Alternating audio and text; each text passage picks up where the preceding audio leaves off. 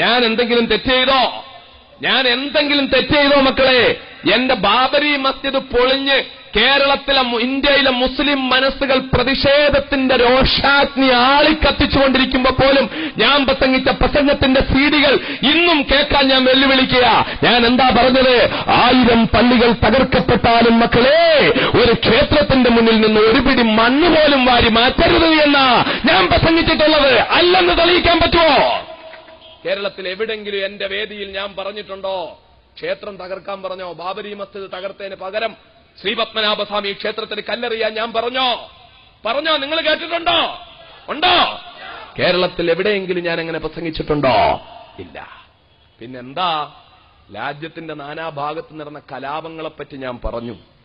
നാട് നീളെ നടന്ന കലാപങ്ങളെപ്പറ്റി. ഭഗൽപൂര് കലാപം ഞാൻ അവതരിപ്പിക്കുമ്പോൾ എന്റെ ശൈലിയിൽ ഞാൻ പറയുമ്പോൾ ഭഗൽപൂര് കലാപത്തിൽ നടന്ന നിരവധി ആളുകൾ കൊല്ലപ്പെട്ടതും പൊട്ടക്കിണറ്റിൽ വെട്ടിമുറിക്കപ്പെട്ടവരുടെ ശവശരീരം കൊണ്ട് പൊട്ടക്കിണറ്റിലിട്ടതും അതിൽ മാലിക്ക ബീഗം എന്ന് പറയുന്ന ഒരു പാവപ്പെട്ട പെൺകുട്ടി 2 കൈയും കാലും മുറിക്കപ്പെട്ടിട്ടും മരിക്കാതെ ദിവസങ്ങളോളം ആ കിണറ്റിൽ കിടന്നതും ആ കിണറ്റിൽ കിടന്നുകൊണ്ട് അവർ നിലവിളിച്ചതും ആ നിലവിളി ശബ്ദം കേട്ടിട്ട് ദിവസങ്ങൾക്ക് ശേഷം ആ മങ്ങിത്തുടങ്ങിയ ശബ്ദം കേട്ട് അവിടെ പോയി എത്തിയ ആളുകൾ ആ ശരീരം പുറത്തെടുത്തതും 2 കൈയും കാലും മുറിക്കപ്പെട്ട ആ പൊന്നുമോള് മരിച്ചതും അതുപോലെ എത്രയെത്രയോ ബലാത്സംഗത്തിന്റെ കഥകളും ഒക്കെ രാജ്യത്തിന്റെ നാനാഭാഗത്തും നടന്നപ്പോൾ ഞാൻ അതിനെതിരെ ശബ്ദിച്ചിട്ടുണ്ട്.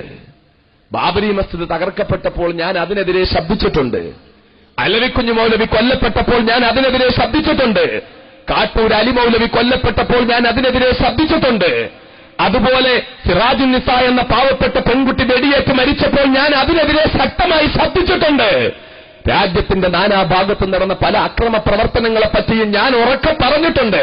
അത് പറഞ്ഞതുകൊണ്ടാണ് ഞാൻ തീവ്രവാദിയാകുന്നതെങ്കിൽ ജീവിതത്തിന്റെ അവസാനം വരെ അബ്ദുൽ തീവ്രവാദിയായിരിക്കുമെന്ന് പ്രഖ്യാപിക്കുവാൻ ഈ സന്ദർഭം ഞാൻ വിനിയോഗിക്കുകയാ. അത് പറഞ്ഞതാണോ ഞാൻ ചെയ്ത തെറ്റ്? അത് തെറ്റാണോ? ഞാൻ ആരെയും കൊല്ലാൻ പറഞ്ഞില്ല, തല്ലാൻ പറഞ്ഞില്ല, ശവങ്ങൾ കുന്നുകൂട്ടാൻ പറഞ്ഞില്ല, അമ്പലങ്ങൾ തകർക്കാൻ പറഞ്ഞില്ല.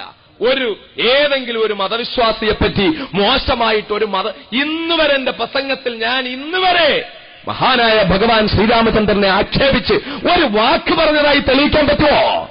ശ്രീകൃഷ്ണനെതിരെ ഒരു വാക്ക് പറഞ്ഞതായി തെളിയിക്കാൻ പറ്റുമോ? മഹാനായ ശ്രീ യേശുവിനെതിരെ ഒരക്ഷരമുരിയാടിയതായി തെളിയിക്കാൻ പറ്റുമോ? ഇതൊന്നും ഞാൻ ചെയ്തിട്ടില്ല. ഒരിക്കലും എന്റെ പൊതുപ്രവർത്തന രംഗത്ത് ഒരിക്കലും ഞാനത് ചെയ്തിട്ടില്ല. എന്നിട്ടും എന്നെ കോയമ്പത്തൂർ ജയിലിലാക്കി.